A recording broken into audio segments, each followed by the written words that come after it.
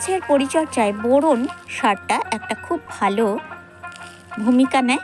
আর এই বোরন কিভাবে আপনারা স্প্রে করবেন আর বেদানা গাছকে কিভাবে মালচিং করবেন, গাছকে কোন সময় কোন পিজিআর আপনারা দেবেন,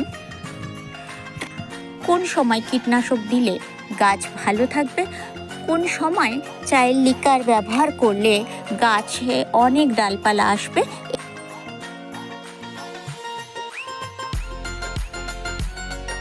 ভালো লাগার গাছে সকলকে স্বাগত। আশা করি আপনারা ভালো আছেন আর সকলের শুভেচ্ছায় আমিও ভালো আছি। আমি মধুমিতা চলে এসেছি আজকে ছাদে। আমি কী কাজ করছি সেটা দেখানোর জন্য। আজকে আমি বেদানা গাছের পরিচর্যা করব, সেটা দেখাবো আর সেটা দেখানোর জন্যই চলে আসি।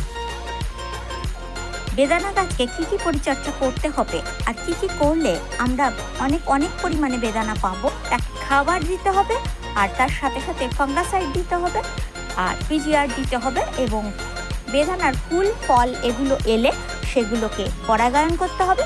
এই রকম ছোট ছোট অনেক পরিচর্যা বেদানা গাছকে এই সময় আমাদের করতে হবে, গাছের পাতা যাতে কালো না হয়ে যায়, যেটা একটা বিশাল বড় সমস্যা বেদানা গাছের। সেই সমস্যাগুলো মুক্ত হবে।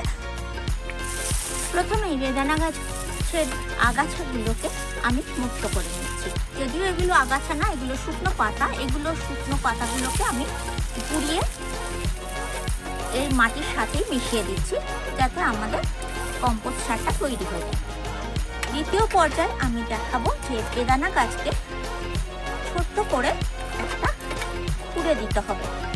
দেখবেন এই সময় যেন শিকড়ে ঘা না পড়ে। ডিপ করে খোঁড়ার দরকার নেই, কারণ এই সময় শিকড় কাটা যেন না যায় সেটা খেয়াল রাখতে হবে আমাদের। বেদানা গাছকে এই সময় আমরা কখনোই রিপোর্টিং করব না, কারণ ওদের ফুল ফল আসার সময়, তাই ওদের রুট প্রুনিং আমরা করব না।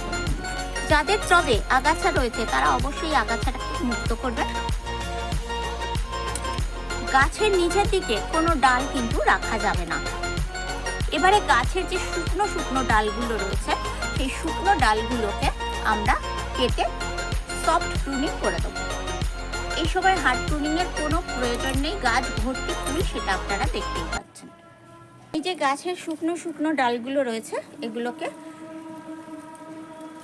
যত দূর পর্যন্ত শুকিয়ে গেছে তত দূর পর্যন্ত আমরা কেটে দেবো।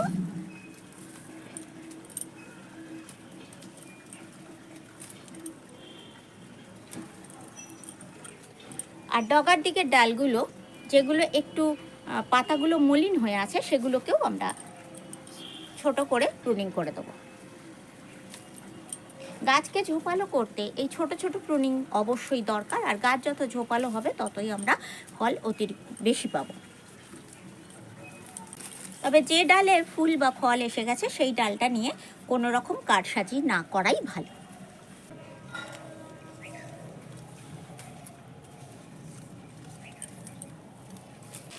এই সময় গাছকে ঝোপালো করতে কলার খোসা আর চায়ের পাতা শুকনো, এটা অবশ্যই গাছের গোড়াতে এক মুঠ করে দিয়ে দেবেন। অবশ্যই চায়ের পাতাগুলো শুকিয়ে তারপরেই দেবেন। কাঁচা কলার খোসাটাকেও ছোট ছোট টুকরো করে কেটে মাটির সঙ্গে মিশিয়ে দেবেন, যাতে ওপর থেকে কলার খোসাটাকে না দেখতে পাওয়া যায়। চায়ের পাতা শুকনো দিলে তাতে নাইট্রোজেন থাকে, আর নাইট্রোজেন গাছকে আরও ডালপালায় সমৃদ্ধ করতে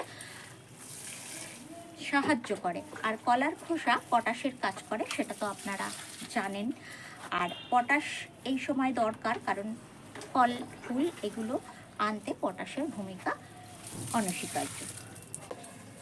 ফুল আনতে এবং ফলের গুটিগুলোকে ফলে পরিণত করতে যে সারটা ভীষণভাবে গাছকে সাহায্য করে, সেটা হচ্ছে বোরন। বোরন সারটা আপনারা গাছে অবশ্যই স্প্রে করবেন বা মাটিতে দেবেন। যদি স্প্রে করেন তাহলে মাটিতে দেবেন না, আর যদি মাটিতে দেন তাহলে স্প্রে করবেন না। একটা পরিপূর্ণ গাছের জন্য হাফ চামচ বোরন যথেষ্ট। আর যদি গাছ অনেক বড় হয় তাহলে 1 চামচ দেবেন, আর যদি গাছ আরও ছোট হয় তাহলে 1 চিমটে দেবেন। কম দিলে কোনো ক্ষতি নেই, সেটা আরেকবার প্রয়োগ করা যাবে, কিন্তু বেশি দিয়ে দিলে গাছ জ্বলে যেতে পারে বা ফুল ফলও পড়ে যেতে পারে। তাই তার বোতলে একেবারে 2 লিটার জল ভরে নিয়েছি। আর সেই 2 লিটার জলের মধ্যে আমি 2 চামচ বোরন দিয়ে দিচ্ছি, কারণ আমার এই জন্য আমি এই বোরন এর সাথে মিশিয়ে দিচ্ছি। তাই যে কালো দাগ হয় বা ফলের গায়ে যে কালো রঙের দাগ হয়, সেই কালো দাগ দূর করতে ফাঙ্গাসাইডের ভূমিকা রয়েছে। এই সময় বোরনের সঙ্গে একসাথেই আমরা ফাঙ্গাসাইড দিয়ে দেবো। আপনারা চাইলে বোরন যেদিন দেবেন তার একদিন পরে ফাঙ্গাসাইড দিতেই পারেন। হাতের কাছে যে ফাঙ্গাসাইড থাকবে সেই ফাঙ্গাসাইডই দেবেন। আমার কাছে ব্যারিস্টিন আছে, আমি ব্যারিস্টিন দিলাম। সাপ থাকলে সাপ দেবেন বা অন্য যে কোনো ফাঙ্গাসাইড আপনারা দিতে পারেন। এটাও কিন্তু 2 লিটার জলের জন্য আমি 1 গ্রাম বা 1 চামচ নিয়ে নিচ্ছি। পরে স্প্রে করা হয়ে গেলে যে গাছটা দেখছেন সেই গাছটা যথেষ্ট সুস্থ এবং সবল। তার কারণ আমি কিন্তু এই গাছটাকে অলরেডি কীটনাশক দিয়ে দিয়েছি। প্রত্যেক 15 দিন অন্তর অন্তর গাছে পোকা লাগুক বা না লাগুক আপনারা কীটনাশক প্রয়োগ করবেন। তবে হ্যাঁ, একটা কথা মনে রাখবেন, ফুল এলে বা ফলের গুটি ধরার সময় আপনারা কোনো কীটনাশক বা ফাঙ্গাসাইড প্রয়োগ করবেন না, কারণ সেই সময় ফাঙ্গাসাইড বা কীটনাশক প্রয়োগ করলে যে ভালো পতঙ্গগুলো গাছের যে পরাগায়ন ঘটায় এবং ফলকে বড় হতে সাহায্য করে, সেই সমস্ত পতঙ্গগুলো কি আর আসবে না এবং গাছের ফলও বড় হবে না। তুমি কোথায় যাবে? দেখা হচ্ছে পরবর্তী ভিডিওতে। বেদানা গাছে যে 2টো ফুল হয়, একটা হচ্ছে পুরুষ ফুল আর একটা হচ্ছে স্ত্রী ফুল। স্ত্রী ফুলটা দেখে আপনারা বুঝতেই পারবেন যে ওর পিছন দিকটা একটু ফোলা মতন, আর পুরুষ ফুলের পিছন দিকটা কিন্তু ফোলা থাকে না। আপনারা অনায়াসেই পুরুষ ফুলটাকে তুলে নিয়ে তার পাপড়িগুলোকে ছাড়িয়ে নেবেন। নিয়ে এই স্ত্রী ফুলের ভেতরে যে রেণুগুলো আছে সেই রেণুগুলোতে এইভাবে হাত দিয়ে পলিনেশন করতে পারেন, অথবা কোনো তুলির সাহায্যে পুরুষ ফুলের রেণুগুলোকে তুলে নিয়ে স্ত্রী ফুলের এই রেণুগুলোর মধ্যে লাগিয়ে দিতে পারেন। আমি অত কসরত করি না, আমি হাত দিয়েই করে দিই। আর এই যে করে দেওয়ার ফল দেখুন, এই ফল কিন্তু ধরে গেছে। আর এটা যদি না করা হয় তাহলে সব সময় ফলে পরিণত হয় না, কারণ যদি উপকারী পতঙ্গরা না এসে বসে তখন আস্তে আস্তে স্ত্রী ফুলটা শুকিয়ে যায় এবং ঝরে পড়ে যায়। সেই জন্য আপনারা নিজেরাই এটাকে করে দেবেন, তাতে সুবিধা হবে।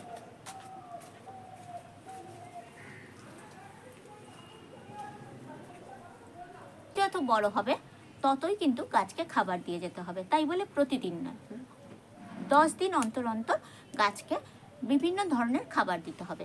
খাবারের মধ্যে আমরা এনপিকে দিতে পারি 10-26-26। স্প্রে করে দেবেন না, আমার মতে মাটির চারপাশে দিলে বেশি ভালো হয়।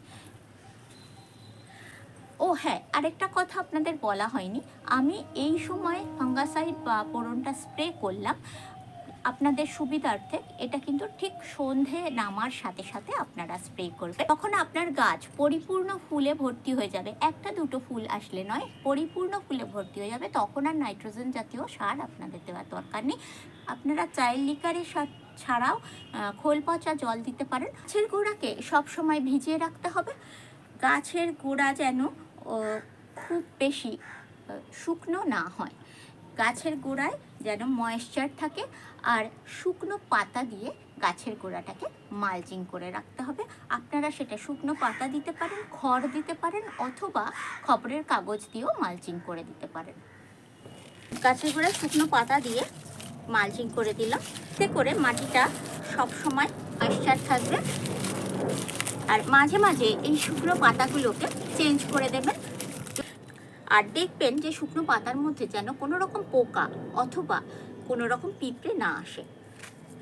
আর মাটিতে হাত দিয়ে বুঝে তারপরে জল দেবেন। অতিরিক্ত জল যেমন গাছের ফুল ফেলে দিতে পারে, আবার তেমনি একদম জল না দিলে এই গাছের ফল ফুল শুকিয়ে পড়ে যেতে পারে। এই সময় কীটনাশক আমরা দেব না।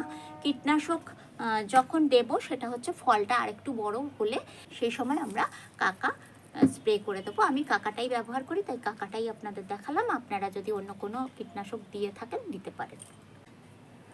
গাছের সবসময় পিজিআরের প্রয়োজন হয়। আপনারা আমার বেদানা দেখেছেন যে বেদানা হওয়ার পরে মাসখানেক পর থেকেই আবার নতুন করে ফুল আসতে শুরু করেছে। এটা 12 মাসি বেদানা। সেই সময় সেই জন্য গাছে সবসময় পিজিআর দিতে হয়। আপনারা সুপার সোনাটা ব্যবহার করতে পারেন আর মিরাকুলান ব্যবহার করতে পারেন। মিরাকুলান কিন্তু গাছে ফুল ফল আনতে ভীষণভাবে কার্যকরী ভূমিকা নেয়। আর সুপার সোনাটাও আপনারা ব্যবহার করলে গাছে যে শক্তি বৃদ্ধি করে, গাছের স্ট্রেস কমায়, গায়ে পড়ার ব্যাপারটা সেটাই রক্ষা পায় এই সুপার সোনাটা দিলে। তবে গাছের ফুল আর গুটি চলে আসার পর সুপার সোনাটা আপনারা দেবেন না, এটা খেয়াল রাখবেন। কখন কোনটা দেবেন আর কখন কোনটা দেবেন না সেটা অবশ্যই আপনাদের নিজেদের পরিচর্যা করতে করতে একটা প্র্যাকটিক্যাল অভিজ্ঞতা হবে, আর কিছু আপনারা দেখে শিখে সেগুলোকে অ্যাপ্লাই করবেন।